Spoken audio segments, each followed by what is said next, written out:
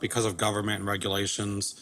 It'll always be that way. I know I would argue and say, like you could say what you want about regulations. Hmm. There were people who said we'd never have transactions, on servers in our buildings. They had to stay in the locked filing cabinets. Yeah. Opinion? Yeah, we still see that. I mean, we still see government clients who say, you can't have, non-U.S. citizens, touching our stuff, right? So Mm. it still comes to a point where it should be around choice. It should be around what do you want in a solution, and then decisions around how you want to pay for it and where you want that infrastructure to be. So I think moving forward, that's going to be key. You shouldn't have to make a decision on SaaS or on-premise. You should make a decision around a product. Yeah, are you going to drive a BMW or are you going to drive a dinosaur? Yeah, yeah. Barron just brought up a really good point that I don't think I give enough credence to during the podcast, but I'm a huge dinosaur with very small arms. All right, I've got the camera going right now. And while some people think, I've got the futuristic snob thing going on, and by the way, small arms make certain activities really difficult, but I'm not always a futuristic snob. I mean, there are certain things I do that people literally, when I admit them to people, they go, "Oh, and you're supposed to be so cutting edge."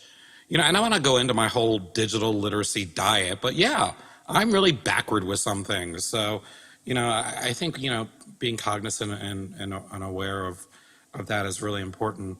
Mr. Green, have you ever had a chance to ask an audience, yes, Mr. Green, if you could reinvent support from scratch, what would it look like? Have you ever had to ask anyone, had a chance to ask anyone that? Have I? Yeah, I have, and I think you'd be surprised to hear what the feedback is. But yeah, if you give people the opportunity to reinvent service support model, it typically starts with trying to bake in some of the same things that are giving them headaches now.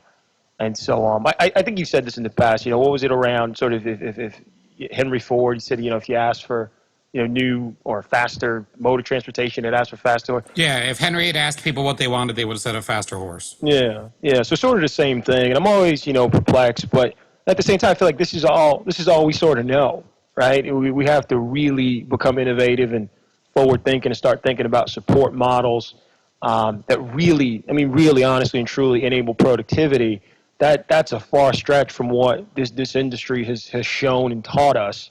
So I think it's just difficult for people to wrap their minds around it. But I think it's a necessary exercise. I think the pace at which the business is moving, really creates this unsustainable support model. And so I think CIOs really need to be forward thinking about what does it really mean to enable productivity and not just, build this world-class reactive service desk. I just think it's a backwards way of thinking. And where does the innovation come from if it doesn't?